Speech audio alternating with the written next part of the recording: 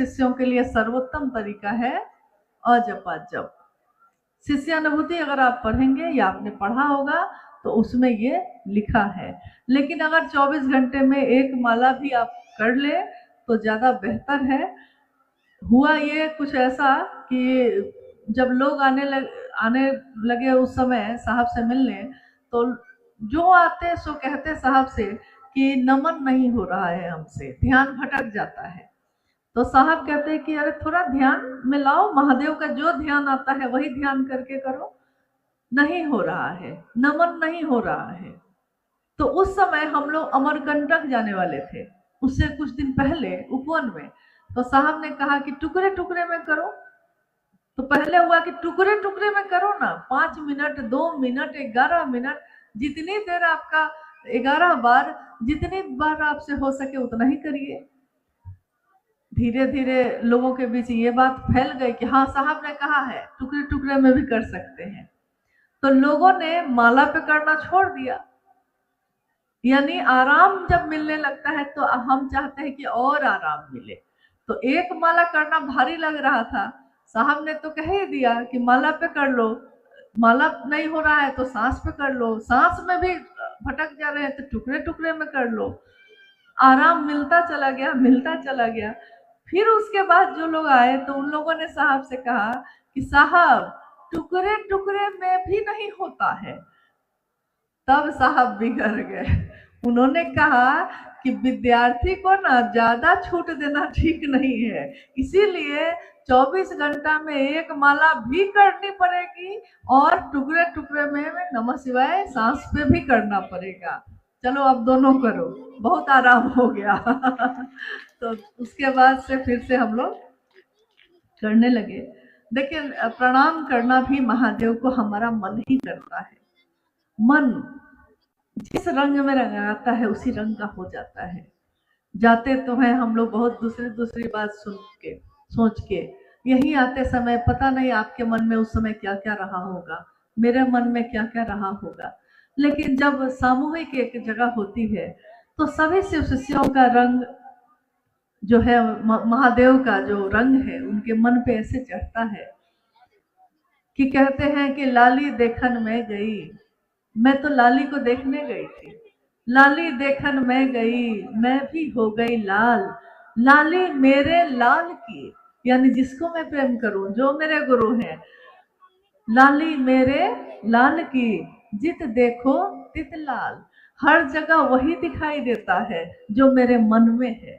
मन का ही प्रतिबिंब यह जगत है, जो आपके मन में है वही एक दिन मूर्त रूप लेता है।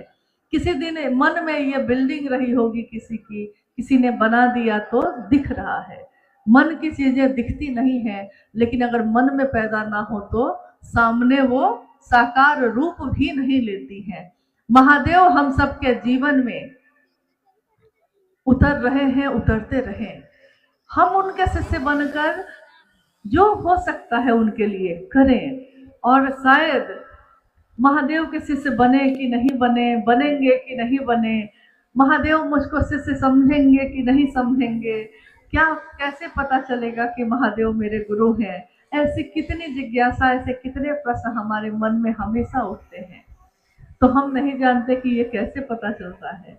लेकिन महादेव से हम सब शिव के शिष्य यही कहते हैं कि शिष्या समझोगे कि नहीं समझोगे महादेव, शिष्या न समझ कोई बात नहीं, तेरे काम तो आने दे।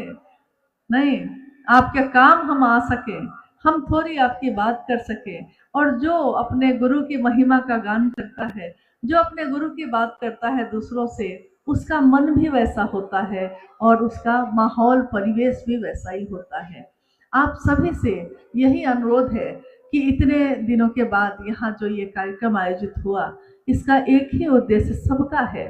सबका उद्देश्य जब एक हो जाता है तो उसमें ताकत होती है। सामूहिक उद्देश्य शिव के शिष्यों का, एक साथ शिव की चर्चा जब अंतरिक्ष में भी पहुंचती है तो अंतरिक्ष भी शिवमय हो जाता है। तो हमारी आपकी कामना यही है कि हम सबका जीवन शिवमय हो, सुखमय हो।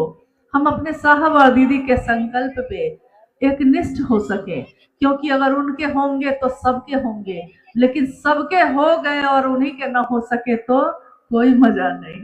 इसलिए होना है तो उनका होइए जिन्होंने शिव तक पहुंचने का रास्ता बनाया है, किसी और ने नहीं बनाया था।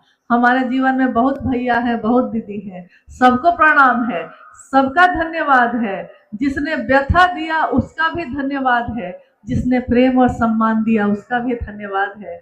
लेकिन ये धन्यवाद करते करते हम लोग कहीं महादेव का न भूल जाएं। तो न अपनी मंजिल को भूलना है, न उस रास्ते को, और जिसने उस रास्ते को बनाया है साहब और दीदी ने, तो न उनको भूलना है। सदैव ये स्मरण रहे सभी शिष्यों को कि ये पावन सलीला है, अंतर अंदर ही बह रही है सबके हृदय में। वो शिव की दया की अतल गहराइयों में संपूर्ण प्रवाह के साथ समाहित होती ही रहे। ये साहब हरिंद्रानंद जी ने चाहा है, उन्होंने लिखा है आओ चले शिव की ओर में कि मेरी अपने गुरु, यानी उन्होंने अपने उसमें लिखा और कहा कि मैं शिव का शिष्य हरिंद्रानंद, मेरी अपने गुरु शिव से साष्टांग ये प्रार्थना है। साष्टांग का अर्थ होता है पूरी तरह समर्पण करके ये प्रार्थना है कि सबका मन शिव की दया की अतल गहराइयों में समाहित होता ही रहे। यही उनकी चाहत है, हम उस चाहत के अनुरूप हो सके इसकी कोशिश करें।